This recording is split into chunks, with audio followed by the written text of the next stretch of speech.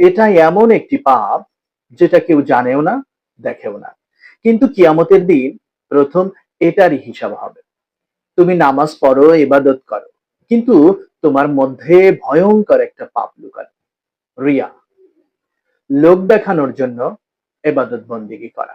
আল্লাহ তাআলা বলেন, ফাওয়াইলুল লিল মুসাল্লিন আল্লাযীনা হুম আন সালাতিহিম সাহুন। ধ্বংস সেই নামাজীদের যারা লোক দেখানোর জন্য নামাজ পড়ে। সূরা মাউন।